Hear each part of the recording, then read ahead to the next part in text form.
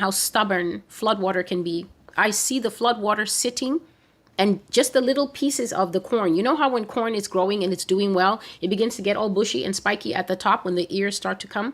I see that the places where people grow their basics will be flooded, and you will be thinking it's almost the heat season. That water will not go. That water will be the first water on earth that will prove to you that the sunshine cannot evaporate, judgment water. It will sit in your houses.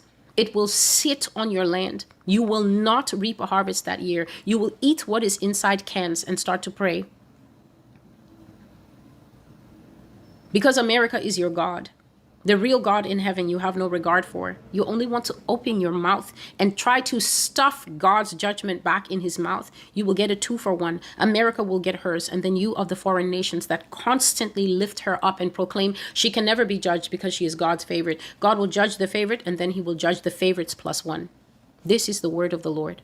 Those who have wisdom, you will hear. Those who lack wisdom, you will eat the bullet that King David's baby ate.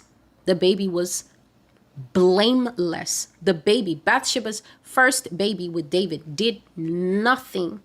That son died, though his father pleaded with God for mercy, out of his true remorse, out of what God himself called a good heart. You, that is the tail of this lioness. Babylon is the lioness, and then you, the slave nations around the world who cannot learn, you are her tail twitching back and forth, provoking God. After the lioness is taken care of, God will cut the tail off, and he will use it for something that Africans know well. That thing that they use to keep the flies away, the thing that the kings carry, he will use that tail for his glory. And by this you shall learn sense. You will learn sense, nations. You will learn who God is. You will learn who you are. You will learn who a prophetic messenger is. God will set up a master class. At the end of that class, I know when you see me on the street, you will cross to the other side rather than to risk even telling me, hello, Celestial. So let it be as it is until now, until that day.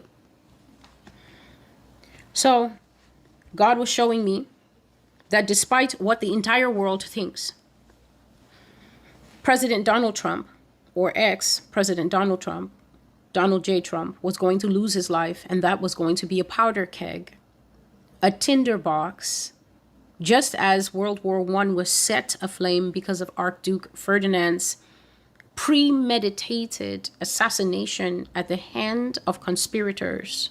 So too, God says, this American assassination of Donald Trump will eventually make the whole world set on fire. So the whole world is going to feel the chain reaction of watching this central nation, or at least the nation that centers herself, experience a modern day assassination. The last assassination, to my knowledge, was JFK.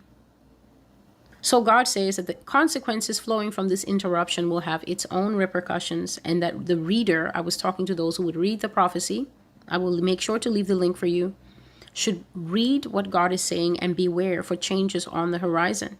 And so then I had this vision, and this thing really put me in awe because of the way God did it. It was a very live action vision. And what I saw was, I saw the Capitol, I saw Washington, D.C., and I saw the monument of Abraham Lincoln. I simply called him a man sitting on a big gray throne in the capital city of Washington, D.C. This is an honorable man, much loved by Americans. But in his day, or in his time, somebody shot him because they disagreed with his leadership. In his time, somebody shot him because they disagreed with his leadership. They disagreed with his policy of basically freeing slaves, emancipation. They disagreed, and they were angry about how it hurt the southern states who relied on slave labor to function. As a result, his leadership was interrupted by a bullet.